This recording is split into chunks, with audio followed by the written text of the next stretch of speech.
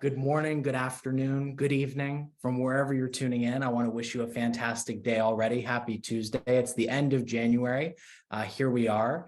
And today we're going to be talking about HR's biggest opportunities for 2023. This is a Personio webinar.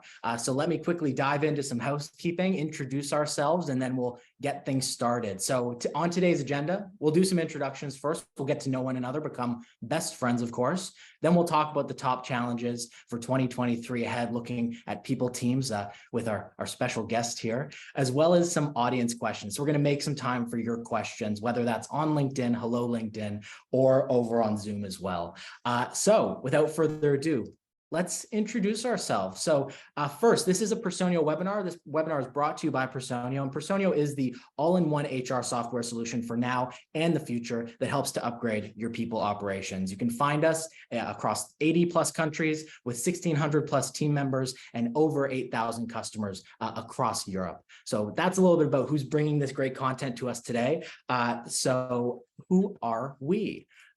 First and foremost, my name is Max. I'm going to be your moderator for today. I'm very happy to be here. I work at Personio as a content expert. So HR is something near and dear to my heart. I think about it every day, but I am joined by a gentleman who thinks about it probably more than I do. And that is Personio's Chief People Officer, Ross Seychelles. Good morning, Ross. Good morning, Max. And hi, everyone. Great to be here with you all. And thank you for joining us wherever you are in the world today as well. Nice, fantastic. So basically, Ross, we have you here today to talk about the big challenges for 2023, the big top of mind challenges for HR teams. So without further ado, we want to make sure we're giving as much time as possible. Right now, we're 2 minutes deep.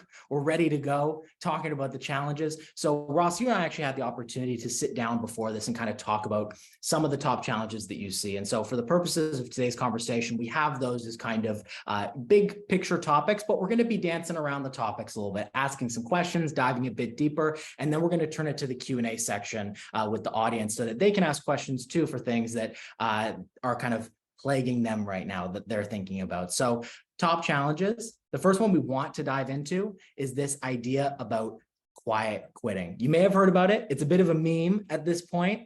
Roz, I think you'll get into that, but we want to tackle kind of the idea of quiet quitting. So my question to you, Ross, is quiet quitting real? And if it is, how are we going to deal with it in 2023? Yeah, it's a really good question. So I think the quiet trend is definitely one I'm eye rolling at a little bit when I see it on different blogs and content. It's definitely becoming clickbait, but I think the underlying trend is actually quite an important one. Not only just in the current environment, I've been in the world of HR for over 20 years, and I don't think this is a new topic.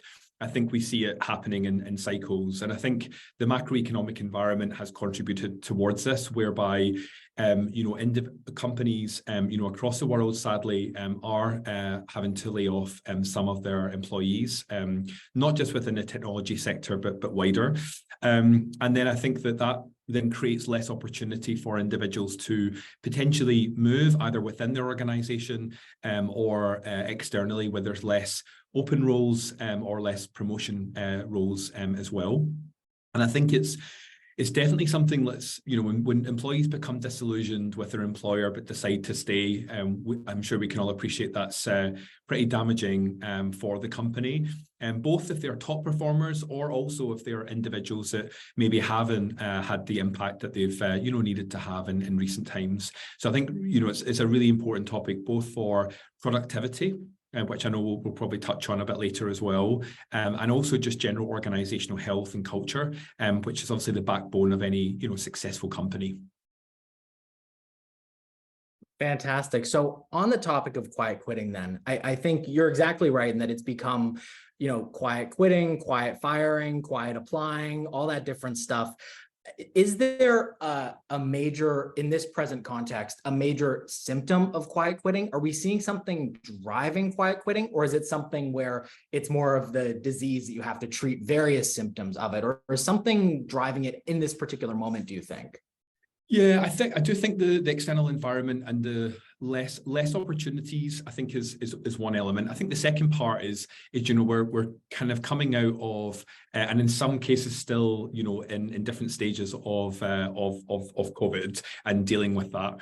And I think individuals have taken time to really reflect on actually how they spend their time, who they work for, and what purpose that employer has, the impact that they can have within their role. So I think those things have contributed towards it.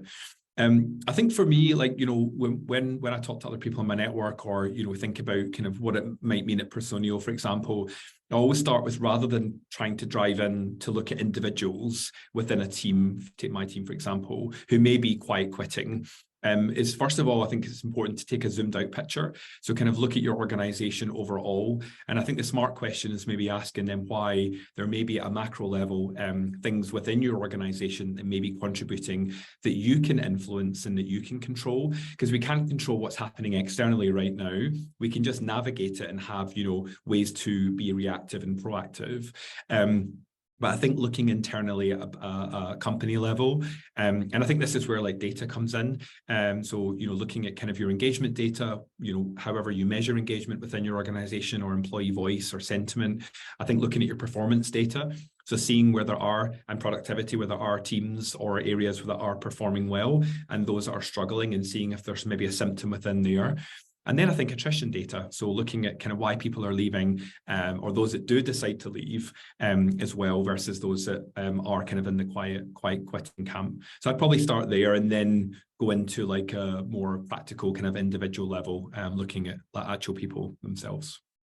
Fantastic. And I want to give a quick shout out. We have James here in the chat, who I think also does a great job of summarizing a lot of what we're talking about, which is essentially that quiet quitting in this moment, it's pronounced, but it's simply something that's happened all the time. I know we've talked about this, that quiet quitting is not a particularly new phenomenon because it tracks back, as you mentioned, to engagement and performance and productivity in general. So I think that really dovetails nicely into our next challenge. So flipping over to the next one here, we want to talk about organizational effectiveness, which loops in topics like productivity, engagement, performance, company-wide. So how would you, I know we talked about organizational effectiveness being a challenge right now. So how should we approach that challenge in 2023? Yeah, it's a big old topic. It's a big hairy one, because I think that when you look at it through that lens, like company-wide, and it's almost like, the kind of secret sauce of how do you unlock greater productivity or engagement. And it varies by different companies as well, and different cultures. But I do find, we've made a start on this within Personio, and I can share a bit more about it. But I think like any big, hairy problem, I think you have to break it down into chunks. Otherwise, it just becomes something that, a mountain that you just definitely don't want to try and climb, because it just feels like it's unattainable. But I think in the current environment, we are seeing, with, as I said, the kind of current external environment where companies are, maybe they're hiring less, or they're looking inwardly at the great talent and resources that they have already, and how to really make that more effective within your company. So for us, organizational effectiveness, we've set up a framework for this year as part of, it's one of the pillars of our company strategy. And we look at it through three ways. So the first one is about raising the bar. So this is where we really put a focus on, companies aren't standing still. We're in a very fortunate position to be continuing to grow during this time as well. So expectations grow, and therefore expectations on individuals within roles should grow, each year. So we want to make sure that we're helping leaders with clearly setting, kind of like having great performance discussions, and setting clear goals, and making sure that there's continuous feedback within the organization, and also that we're rewarding for impact as well. We're quite honest with that where people have more impact in a year, that we should then be contributing towards their reward. I think second is about cross-team collaboration. So this is something that came out through loud and clear in our last engagement surveys, where one of the things that impact on productivity is how effective teams are working across the way, or departments. So we've put some intention there and some focus on some critical things that we're launching this year, which are really exciting, but we want to make sure that those teams are working together, are collaborating in the most effective way. And we're kind of giving leaders the opportunity to drive that within their own teams. And then I think third is the general kind of what gets in your way from being productive, what are the hacks or the changes that we need to make as a company or within a department or a team that can kind of make you move faster.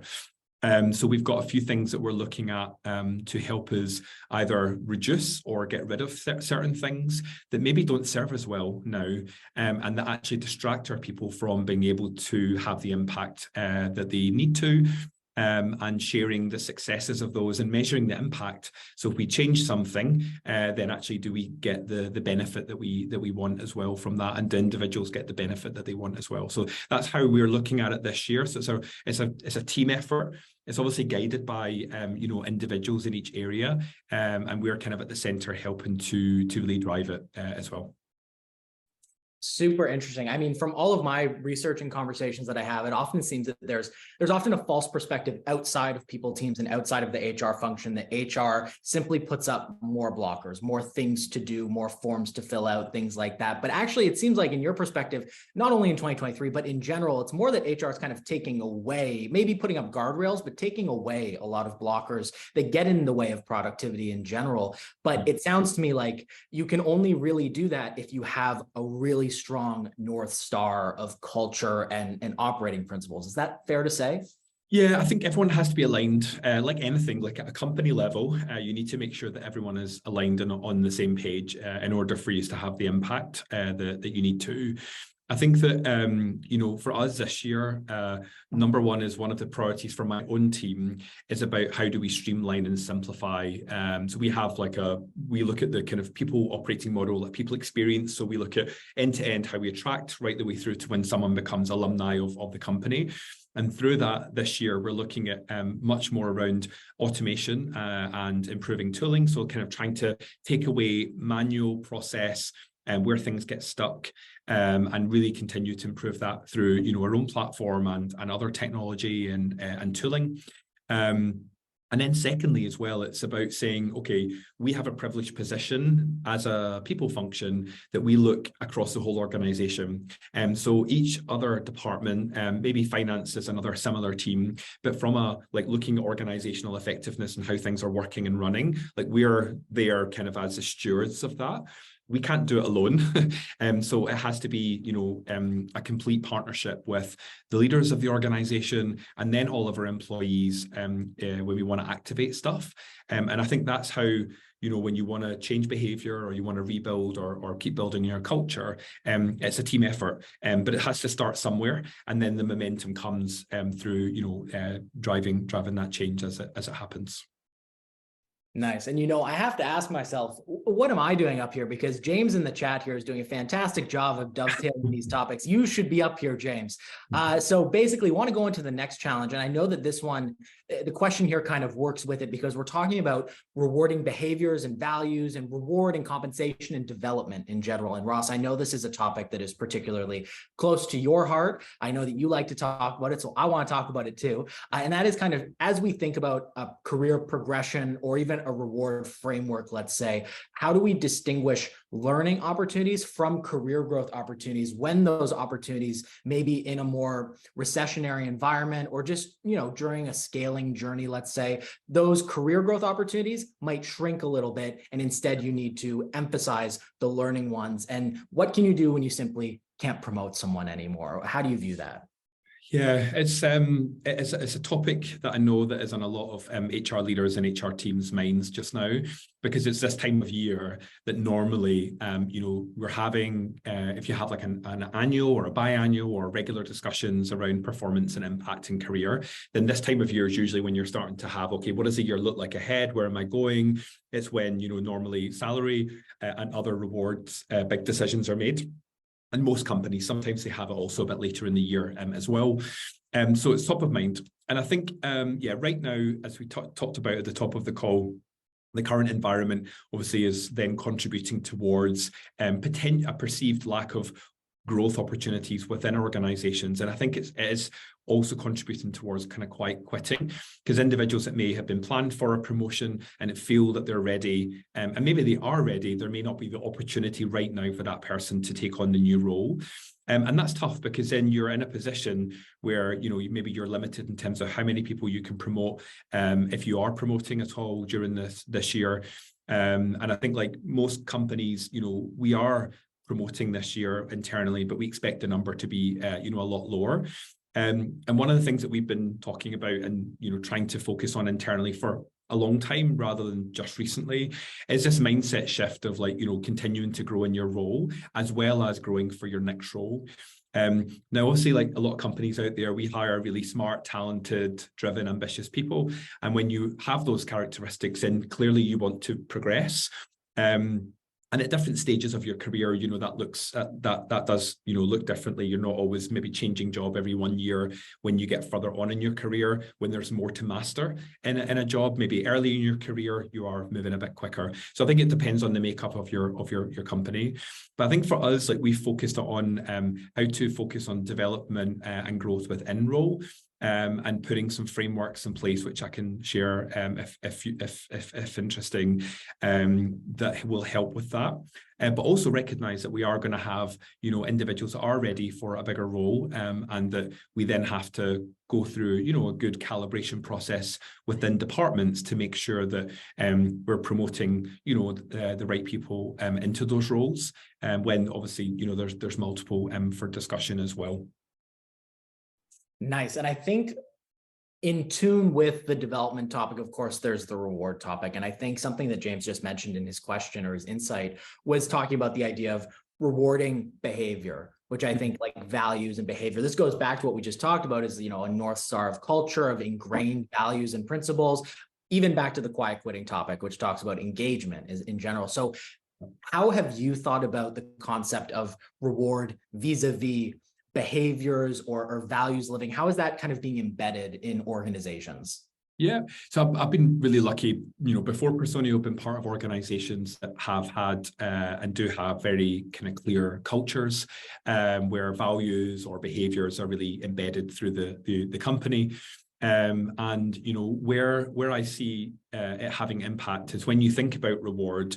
Obviously reward, the first thing that comes to mind is like compensation, and obviously naturally that's an important part of it, is like looking at your total comp and rewarding the behaviors that you want to see and also the impact that you want to see. So for me, it's always been both together. So it's the age-old thing of when we have performance calibrations, we talk as much about our behaviors or operating principles here as we do about like what the person achieved, and how much that they achieved what they've set, or did they go above, or are they struggling and do they need help? So that's the first thing I think, is how you build that into kind of your performance frameworks, and also when you give feedback, like we give feedback based on our operating principles. Not uncommon, lots of companies do it, but we are really kind of clear on how to do it in different forums and different setups so that it's really embedded. I think also it's like before someone even comes into the organization, before you even start to reward them, it's like how you bring people into the company, so that when you are hiring and when you're thinking about selecting someone for a role, that the kind of cultural add that they bring to the company and complement what's already there is just as important as the technical skills or capabilities that the person has. So I think if you get the top of the funnel right, then when you get into the onboarding and then the first reward discussions, then you've already started in that journey. The second thing I'd say is our reward framework actually is split into a few quadrants, and one of the quadrants actually is about growth. So we say that, part of, our reward, my reward is I'm learning every day in my role here. And you get the opportunity to have accelerated growth, I'd say, because of the journey that we've been on over the last years. And then we also offer a professional development budget, which then helps individuals then, use that to continue to grow in their role, as well as get ready for the next role. But often it's about mastering the craft that they have now, whether they're an engineer, product manager, a salesperson, as well. So we firmly put that with our reward, both what you get from being here, but also the other investments that we make too. Fantastic. And we're right on time right now, because I did want to open up some time for audience questions. So now we have the last 10 minutes. So congrats to us for being right on time. You love to see it. So some questions. And I think we have a nice one that kind of pulls from your most recent answer, and that's from Alada. Thank you, Alada, for the question. I feel that one of the biggest challenges in the current climate of mass layoffs is compensation reviews. On one hand, you have a challenge of avoiding redundancies, and on the other hand, how do you support employees when it comes to the cost of living crisis and rewarding at the same time for good performance? So how do you see that dichotomy playing out maybe in 2023? Yeah, it's a hot topic because we're all feeling it and we're all seeing it, especially with cost of living and inflationary increases over the last 6-9 months, and how that's impacted on people's pockets and their bank balances very, very plainly. And then on top of that, things like energy costs and other things which have then created more challenge for individuals. I think like any organization, you have to think about sustainability of the company, and it depends on where the business is at and its point of growth. I think some companies have been lucky enough not to have to think about laying off some of their teams. Other companies have had to, maybe during the last year and a half after we came out of the kind of core part of the pandemic. A lot of companies were ramping up on hiring, they were hiring ahead. And then I think coming into the latter part of last year, they recognized that their cost base maybe was too high. And I think that employees and teams are always the biggest cost to an organization. And that has to be managed very carefully. I think that, us as a company, if I can just share our examples, like we spent last year looking at re-benchmarking all of our salaries so that we wanted to be positioned versus the market where we wanted to be. So we had kind of made some investments there. That meant that as we come into this year, the gap is a bit less, but we're also recognizing that, given the current environment, that we have a set budget that we have to work towards, and both for salary changes and promotions, and we want to make sure that we're investing in the right way as well. So we're just managing that like a lot of other companies. Where do we need to invest? Where are the roles we need to pay a bit more for? Where are the roles actually that are positioned well with the market? I think the biggest thing that we have done and continue to do daily is educating around the difference between kind of consumer inflation and in salary costs as well, and like market salaries, because both are different. And salaries won't follow inflation because salaries are set versus kind of what's the market norm for that role in that country. That makes it harder, though, obviously, for individuals when they see inflation going up and the cost of certain things rising. But as we know, inflation goes up, but it will also come down, whereas salaries, continue to grow or at a more steady rate, year on year. So I think one of the things we've been trying to do is help educate our people also. Awesome. Thank you for the question. Thank you for the answer, Ross. I want to take us down a different avenue right now from one of the questions that we received from LinkedIn. So thank you so much to this user. But it takes us in a different direction because it reminds us that in 2023, the hybrid work hasn't really gone anywhere. RTO, return to office plans are kind of somewhere, depends on the company, depends on the culture. But this person is asking, teams are now more global/remote than ever. True. The lack of face-to-face time has impacted engagement and loyalty significantly to some companies. Do you have any ideas that can impact or influence this for companies who may be struggling right now through 2023 to figure out how to make sure engagement and loyalty remain high in a hybrid work? What have you experienced? God, it's an existential question because I think if I had the answer, I'm sure I'd be able to kind of solve a lot of problems with it. But I think from our experience, and again, I can talk for Personio, because I think it is based on it has to be based on the company culture. It has to be based on what you feel as a business that you want to have as your kind of working framework or working patterns or whatever you call it. I think for us, we recognize that over the course of the pandemic, that bringing people together at points in time is very important for building team spirit and also accelerating relationships and building trust and just getting stuff done. But also we recognize very clearly that, in the world of our work that we do, a lot of it can be done, virtually or remotely at points as well. So that's why we decided that very clearly we wanted to have a hybrid setup. We have some roles that are remote only, where there's a need for that role, or can be fully remote. But even for those roles, we bring people together with their team once a quarter. So they're not completely remote, because as humans, whatever way you boil it, like, it is important that you spend that time together. And for some people, they need that more. So we have people coming to our offices, spending time with their teams more days of the week. We have others who are a bit less days of the week, but we have like a framework that we work within. And I think that works well for us, because we go back to our values and our operating principles, and actually how we see, and also what our people tell us in terms of having that choice. And having the best of both worlds. And that's, what's most important for our people when we talk to them. That said, you'll never be able to please everyone. So I think you also have to be confident in terms of the why, and being able to explain, we're not just copying another company or we're doing the latest trend, but you can be very clear about why this is the operating framework. And also I'd suggest reviewing it every year. So it's not one and done, and it's not, this is how we'll be forever, because I think there's so many unknowns in the next months and years ahead, that I think that will be quite interesting to then be able to adapt to as HR professionals and leaders. So I'd always say, have that review to see what's important to people, how are they using your offices or your working areas, what's serving you well, what's holding you back, and then use that insight to make some future decisions.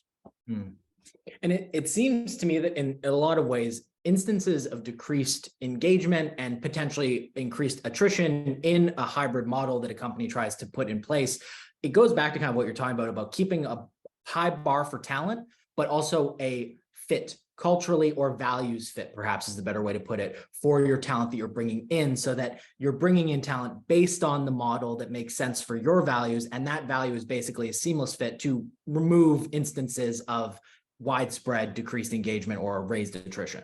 Yeah, I agree. And I think when we're hiring this year, we're in a lucky position that we are both new roles and backfilling those who decide to leave us. And as part of that, we've refreshed our hiring process recently. Whereby we're trying to streamline, but also really make sure that every kind of interaction we have, every assessment or activity someone's doing, is really focused on making sure we find the best person for the role. And what weaves through that, and also as a final interview, is our kind of cultural interview, which helps us make sure that we're not hiring in a complete mold, but we are making sure that people resonate with our operating principles, like our behaviors, that they want to contribute towards those as well, whether they're working in an office environment, at home, hybrid as well. So that's one way for us that we can really make sure that we're finding the best people to come in to complement the team already.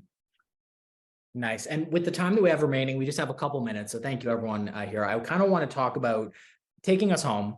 The challenges we have here today are the ones that have risen to the top for 2023, let's say. In your opinion, Ross, are there any challenges from the past years that you see kind of falling down the list, or things that are going to be less pronounced potentially in 2023? I know this is a bit of a curveball, but is there anything in your mind that you see reducing in prominence as we kind of have to make room for new challenges? Yeah, I think the topic of hiring is an interesting one, because I think in a high growth or buoyant economic environment, hiring is at the forefront. We heard recently the war on talent, both internally and then also losing people externally. So I think that that's kind of fallen down the list. But I would definitely caution kind of HR leaders or others about not thinking about it at all, because as we've seen, in previous, economic cycles, that things change, and you want to be on a front foot to make sure that you have a strong, clear hiring process. Your employer brand is really articulated well. So maybe use this time to refresh or review it, even although you may not be hiring en masse. So I think that's definitely a topic that's going down the list, but I'd probably not take it off the list completely, and just keep an eye on it, because if things change, you want to be able to respond to that as a company as well. Ross, did you have fun this morning? I did. Thank you. It was great. Very great to do on a Tuesday morning with you, Max. So thank you. Hopefully everyone else enjoyed it listening in too. We're feeling good. So I want to thank you first and foremost, Ross, for your time today. I want to appreciate everyone who tuned in today, whether you're on LinkedIn or on Zoom, of course. For those that signed up via Zoom, you will receive the webinar recording as an email, most likely later today or early tomorrow. So you'll be getting that in your emails, so look forward to that. And in general, please, if you have the opportunity, of course, hit us up online at personio.com. Check out some of our blogs, our HR lexicon for any of the top topics right now in HR. Sign up for our newsletter where we're offering weekly insights. And I really appreciate everyone here. Appreciate you, Ross. And thank you so much, everyone. Have a great rest of your Tuesday. Thank you all. Bye.